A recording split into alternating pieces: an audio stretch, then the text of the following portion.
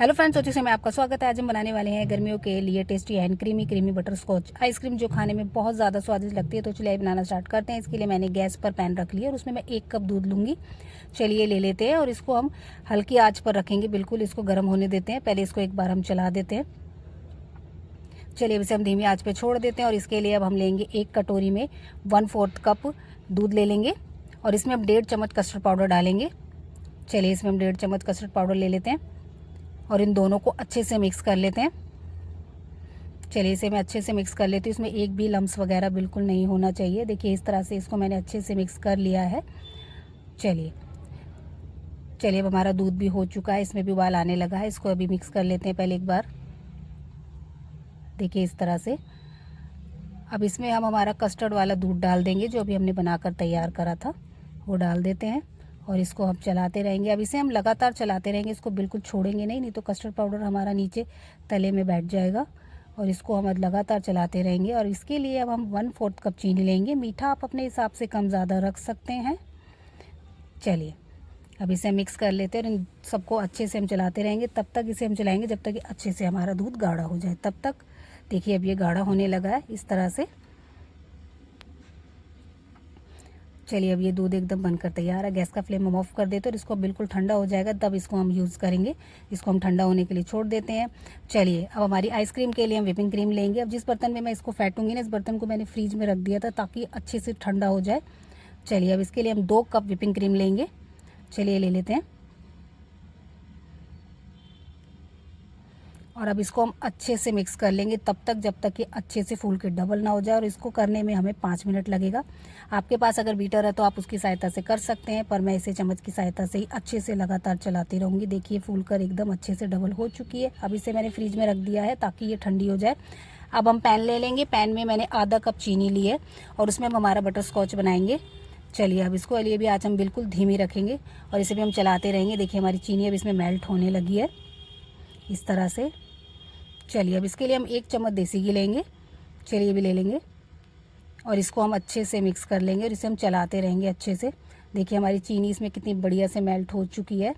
इस पे हल्का कलर भी आ चुका है। अब इसके लिए हम ड्राई फ्रूट्स लेंगे। उसमें मैंने काजू और पम्पकिन सीड्स लिए 2 चम्मच। काजू मैंने इसके लिए 8 से 9 लिए थे। अब इसको भी हम अच्छे से मिक्स कर देते हैं।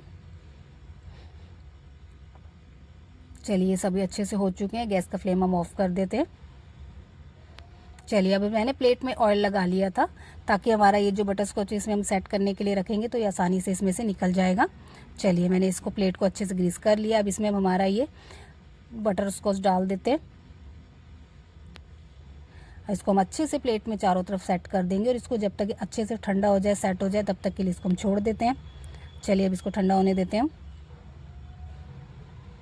चलिए अब ये देखिए एकदम बढ़िया से ये ठंडा हो चुका है और आसानी से प्लेट में से निकल चुका है। देखिए कितना बढ़िया ये बनकर तैयार हुआ है। देखिए इस तरह से।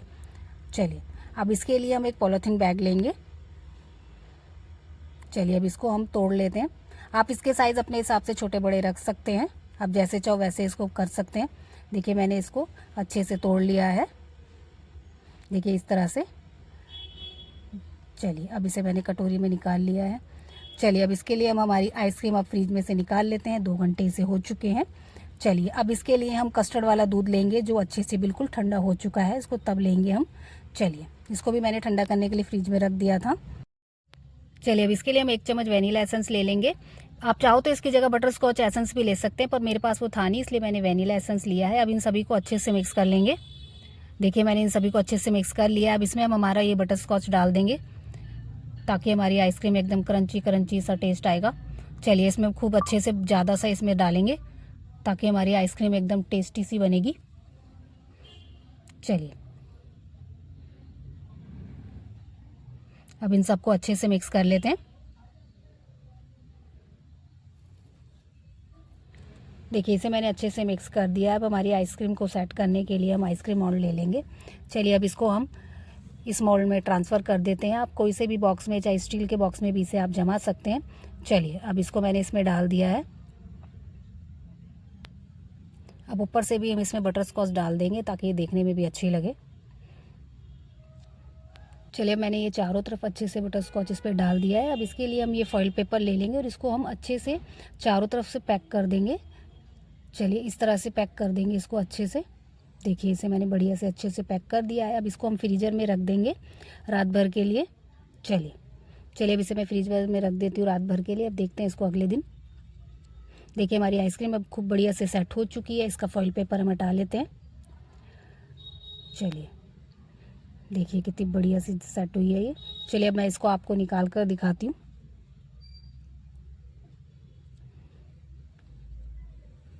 देखिए कितनी बढ़िया ये बनकर तैयार हुई है, एकदम क्रीमी क्रीमी सी। चलिए अब मैं इन सबको निकाल लेती हूँ, फिर मैं आपको ये सब दिखाती हूँ।